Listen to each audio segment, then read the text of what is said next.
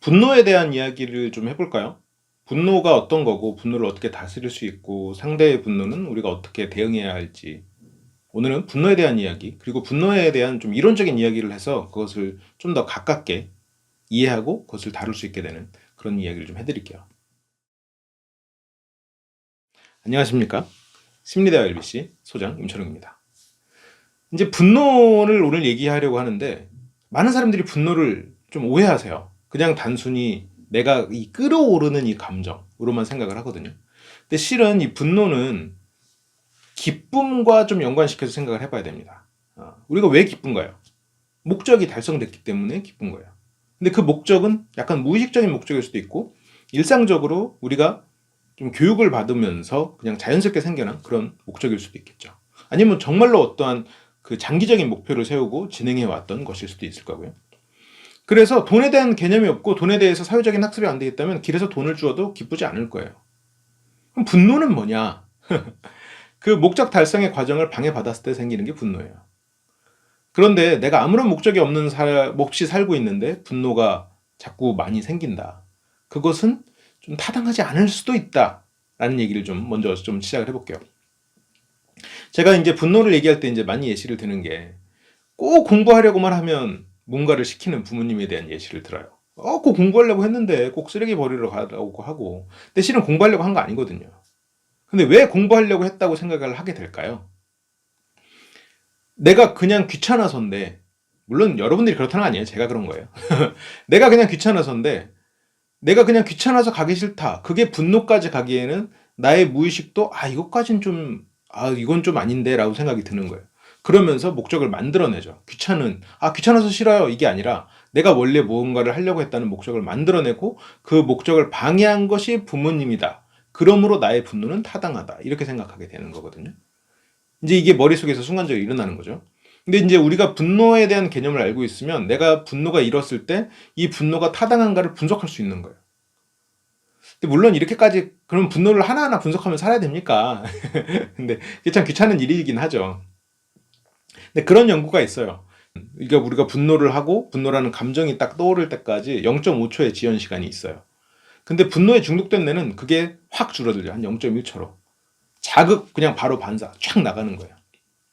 근데 이제 이것도 또 생각을 해봐야 되는 게, 우리가 이제 진화를 해오잖아요. 근데 좀 뭐 가장 단순한 쪽에서는 뭐 어류나 뭐 이런 뭐가 있죠? 뭐 파충류 이런 동물들이 있을 거고 이런 종류가 있을 거고, 좀 더 진화한 게 방금 말한 포유류, 좀 더 진화한 게 뭐 인간이나 원숭이 같은 이런 영장류들이 있을 텐데, 이제 이런 파충류나 어류는 보통 어떤 자극이 들어왔을 때 야 쓰레기 좀 버려, 물론 이런 말을 이해하진 않지만 예를 들어서 그런 자극이 들어왔을 때 반사적으로 반응해요. 밀면 넘어진다. 때리면 도망간다. 아니면 때리면 나한테 화를 뭐 이렇게 확 하면서 뭐 깨물려고 할 수도 있겠죠. 이게 이제 어류나 포유류, 아니 어류나 파충류에서 있는 반응이에요. 반사죠, 반사. 그럼 포유류는 어떻게 하죠? 포유류는 예를 들어서 뭔가 그런 자극이 왔을 때 과거를 떠올려요. 옛날에 어땠지? 뭔가를 먹어야 될 때, 옛날에 어땠지? 이거 먹고 내가 혹시 뭐 죽었던 거 아니야? 아니면 배 아팠던 거 아니야? 죽었던 거 아니야? 옆에서 누가 죽었을 수 있겠죠. 그랬던 거 아니야? 과거를 떠올릴 줄 알죠. 지연. 뭔가 지연을 만들고 선택합니다. 인간은 거기에 하나가 더 더해지죠. 원숭이도 그런데, 이거를 내가 먹었을 때 나에게 어떤 미래가 닥칠까? 예측을 해요. 이게 반사, 지연, 예측 이런 순으로 흘러가거든요. 제가 방금 말씀드린 건 이 뇌의 진화 과정에서 담당하는 그 영역, 그 각 영역이 담당하는 것이 추가되는 그런 과정이기도 해요. 그래서 우리가 분노를 반사적으로 계속 반응하는 건 실은 수준 낮은 반응 단계의 모습을 많이 드러내는 거긴 하죠. 뭐 수준 낮은 걸 많이 한다고 해서 인생의 수준이 낮아진다 그런 건 아니지만, 우리는 좀 더 예측을 하는 반응을 하는 것이 좀 더 우리가 목적으로 더 다가가는 그런 삶을 살 수 있다는 건 확실해요.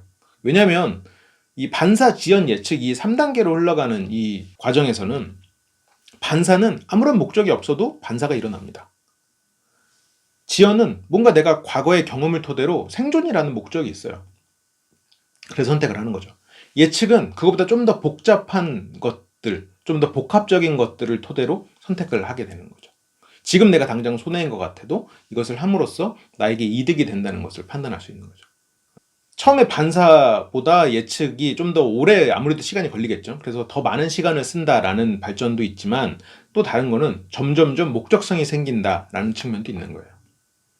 내가 목적이 있고 목표가 있기 때문에 나의 분노를 다룰 수 있게 되는 거예요. 그래서 목적이 없고 목표가 없는 사람, 그리고 계속해서 분노를 자주 내온 사람, 분노에 중독된 내가 되는 거죠. 이런 사람들은 분노를 잘 이겨내지를 못합니다. 자기 분노를 자기가 객관적으로 바라보지를 못해요. 분노라는 측면에서만 보면 약간 진화가 덜 된 뇌의 기능만 쓰고 있는 거죠. 그래서 분노를 이런 식으로 좀 바라볼 수 있어야 되는 게 이제 첫 번째입니다. 근데 이런 분노를 우리가 잘 다스려야 되는 이유 중에 하나는 내가 분노를 만들어내는 걸로 끝나는 게 아니에요. 스스로도 계속해서 중독된다고 했잖아요. 한 번의 지연을 함으로써 내가 분노에 중독되지 않고 한 번 이 사고를 거침으로써 분노에 젖어들지 않을 수 있다는 장점도 있는데, 또 하나는 내가 분노를 일으켜서 타인에게 그 분노를 전하면 그 타인도 분노에 점점점 취약한 뇌가 되는 겁니다. 가족 간에 이런 일이 일어나고 있다고 생각하면 참 힘들죠. 특히 이제 아이에게 자꾸 이제 이런 분노를 하는 모습을 자꾸 보이게 되면 아이들은 점점점 그런 것에 취약한 뇌가 됩니다. 실제로 하버드에서도 이런 연구를 했었는데, 이런 언어폭력, 뭐 이런 분노에 노출된 뇌는 해마가 굉장히 작고 이런 뇌 신경들의 연결이 느슨하다고 해요. 즉, 무언가를 기억하고 사고하고 그리고 이런 걸 창의적인 걸 만들어내는 그런 부분에 있어서 상당히 떨어질 수 있다는 얘기가 되는 거죠. 그래서 분노에 젖어 있는 사람들은 자기 스스로가 무언가를 생각하기를 점점점 힘들게 돼요. 그래서 예를 들어서 직장인이라면 내가 분노를 참지 못하는 사람으로 점점점 계속 가면 갈수록 일의 결과에 대한 퍼포먼스가 떨어집니다. 스스로는 왜 그런지 몰라요. 주변에서는 저 사람이 화만 내. 성격은 더러워. 성격은 더러운데, 예전에는 젊었을 때는 성격은 더러운데 일은 잘해 라는 소리를 들었을지도 몰라요. 근데 그런 뇌가 계속해서 진행이 되면 성격만 더러운 사람이 되는 거죠. 이게 또 타인에게 전파되면서 그 팀 전체가 문제가 생길 수도 있죠. 가족이 그렇다면 가족 전체가 무언가 속에 문제가 생겨 있을 수도 있죠. 그런데 또 좋은 소식은 우리의 뇌는 굉장히 유연합니다. 바꾸려고 하면 얼마든지 바뀔 수 있어요.